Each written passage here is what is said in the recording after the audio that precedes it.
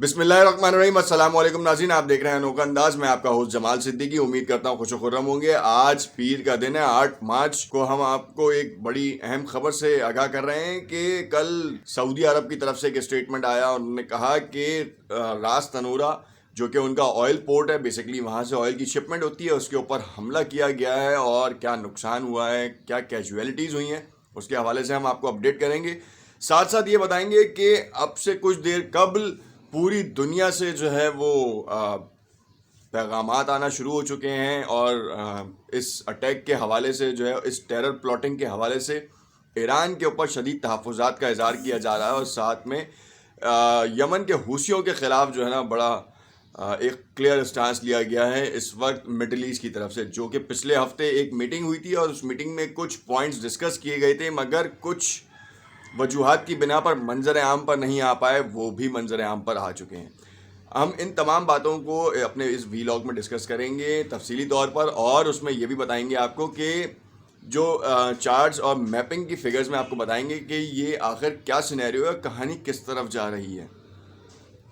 अगर आपने अब तक मेरा यूट्यूब चैनल सब्सक्राइब नहीं किया तो उसे सब्सक्राइब कर लें ताकि आपको आने वाली हर वीडियोज़ मिलती रहें। अब सबसे पहले हम आपको बताएं कि इस वक्त आपने देखा होगा कि पिछले चंद माह से सऊदी अरब की ऑयल फैसिलिटीज़ के ऊपर हमले जारी हैं। वक्तन फ़वक्तन आपको हमलों की न्यूज़ मिलती रहती है जिसमें हूसियों का नाम लिया जाता है और कहा यह जाता है कि वो ईरान से बैक करते हैं, मतलब ईरान उनको बैक करता है, पुष्पनाई करता है, असलहा और तमाम चीज़ों की फंडिंग की जाती है। अब उन्होंने कहा ये समद ड्रोन क्या है जिसको यूज़ किया गया और उसके बाद सऊदीया की ऑयल फील्ड और जो भी कोस्टल बेल्ट है, पर्शियन गल्फ़ की हो या गल्फ़ ऑफ अदन की हो, इसमें पूरे पे जो है वो उन ड्रोन्स ने जो है वो तहलका मचाया हुआ है और उसके बारे में कहा जाता है ये हूसियों ने इस्तेमाल किया, हिजबुल्लाह ने इराक में, सीरिया में इस्तेमाल किया और ईरान के जो रेवोल्यूशनरी गार्ड्स हैं वो इस्तेमाल करते हैं इसको। अब समद 1, 2, 3 की ये क्या कहानी है, हम इसके बारे में भी आपको अपडेट करते हैं। सबसे पहले हमने आपको बताया कि इस वक्त हूसियों के हवाले से कि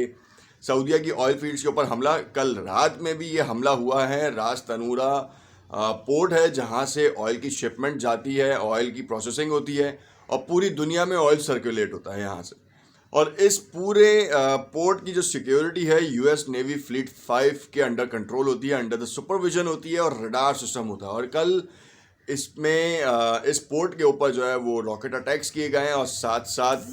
दूसरे शहरों में, धारान में भी जो है वो रॉकेट अटैक किए गए हैं, मिसाइल अटैक। और कुछ इनिशियल स्टेजेस में तो ये भी बयान आया कि ये ड्रोन हमले थे और साथ में मिसाइल्स अटैक्स भी थे। फिर उसके बाद जो है वो इसमें डेवलपिंग स्टोरी थी, उसको कहा गया कि ये ड्रोन हमले थे जिनको मार गिराया गया, फॉइल कर दिया गया। सबसे पहली बात ये थी कि अगर ये अटैक्स फायर हो चुके थे तो पूरी बेल्ट में से ये आए कैसे। ड्रोन हवा में 14 फीट के ऊपर ये ड्रोन का कहा जा रहा है, जो समद का नाम लिया जा रहा है, समद ड्रोन का, उसकी जो लेंथ है वो 14 फीट्स के ऊपर है। 14 फीट का जो जहाज़ है या ड्रोन कह लें आप, पायलट के बगैर क्या वो आइडेंटिफाई नहीं हो पा रहा रडार पे, यूएस की नेवी फ्लीट्स के ऊपर आइडेंटिफाई नहीं हो पा रहा। पोर्ट्स की सिक्योरिटी जो है वो यूएस के पास है और इसराइली इक्विपमेंट वहाँ पे लगा हुआ है, तो क्या वो भी जो है वो डिटेक्ट नहीं कर पा रहा। उनका anti air missile defence system कहाँ है जहाँ से वो इन तमाम इस तरह के इकदामात को गेज करें, ट्रैक करें और उसके बाद उनको हिट करें। हमने देखा कि पिछले 2 माह में तो मुतादिद तकरीबन जो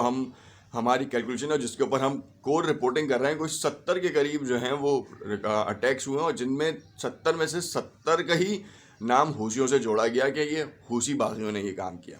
अब जाजन के ऊपर अगर आप देखें, सऊदीया के बैक के ऊपर और फ्रंट के ऊपर जो है वो आपका ये रास तनूरा पोर्ट है जहाँ से ऑयल की ट्रांजैक्शन होती है, ऑयल के शिप्स जो हैं वो वहाँ जाते हैं और फिर ये इस पूरे बेल्ट से निकलते हुए दुबई से बाहर आते हैं दुबई वाले एरिए से। अब सिनेरियो ये है कि इस पूरे खत्ते को ईरान की सरहद लगती है, मगर इसका एक खासा डिस्टेंस है।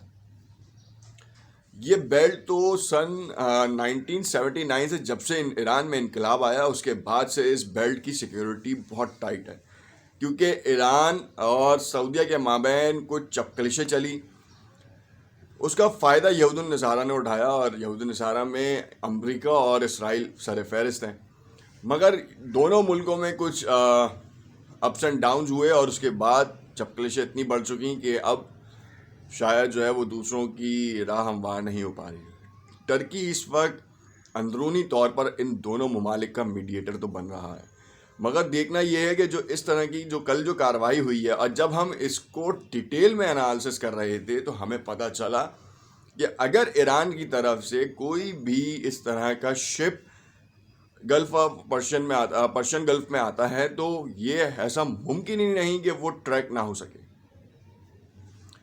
यमन से तो कोई काम नहीं हो सकता। यमन से तकरीबन डिस्टेंस है इस पोर्ट का कोई 1800 किलोमीटर। अगर ये कहा जाता है कि समद ड्रोन ने यह अटैक किया तो बीच में मुतादिद ऐसे शहर पड़ते हैं कि जो सऊदीया की हाई सिक्योरिटी जोन्स में आते हैं। अगर आप रास तनूरा को, जो आपको मैं पिक्चर दिखा रहा हूँ, अगर आप रास तनूरा से ईरान के बॉर्डर्स का डिस्टेंस देखें तो बंदर कंगन जो है वो आपको पड़ता है, मगर वो इतना डेवलप नहीं है। और ख़ैर अगर हम कहते हैं कि दयार से या बंदर कंगन से या फिर जो है वो सिराफ से जो है वो अगर कोई शिप निकलता है पर्शियन गल्फ़ में, अरेबियन गल्फ़ जिसे कहते हैं हम, वहाँ से आके रास तनूरा के ऊपर अटैक करने के लिए तो ये पॉसिबल नहीं है, क्योंकि अच्छा खासा डिस्टेंस है। उससे कम डिस्टेंस पे तो कतर है, बहरीन है। क्या ये पॉसिबिलिटी है कि कतर और बहरीन की सिक्योरिटी के ऊपर जो लोग मामूर हैं, क्या उन्होंने कोई इस तरीके का प्लांटेड अटैक किया और जिसके बाद उन्होंने सऊदीया और ईरान के माबैन चपकलिश जो है वो बढ़ाने की डील की, ताकि जो है वो अभी इस वक्त जो ईरान के ऊपर प्रेशर हो रहा है न्यूक्लियर डील को साइन ऑफ करने का, उसमें ये एक और हेल्पफुल हो। क्योंकि ईरानी मिनिस्टर ने इस बात का इंकशाफ किया है कि हम न्यूक्लियर टॉक्स के ऊपर राज़ी हो सकते हैं अगर तो आपने हमारी सैंक्शंस रिड्यूस कर दी या हटा दी। जो इम्प्लीमेंट की हुई हैं वो उसको आप हटाएं ताकि हम न्यूक्लियर डील के लिए अपने सुप्रीम लीडर की तरफ देखें। और क्या सुप्रीम लीडर इस बात की इजाज़त देंगे कि वो ईरान के ऊपर से इस तरह की जो इक़दामात और जिस तरह जो उनके ऊपर इल्ज़ाम तराशियाँ होती जा रही हैं उसके बावजूद इस चीज़ की इजाज़त दें कि हम न्यूक्लियर टॉक्स कर सकते हैं? क्योंकि माजी में हमने तवातुर से ये देखा कि सुप्रीम लीडर ने इस चीज़ की मुखालफत की और उन्होंने एक जुमला रखा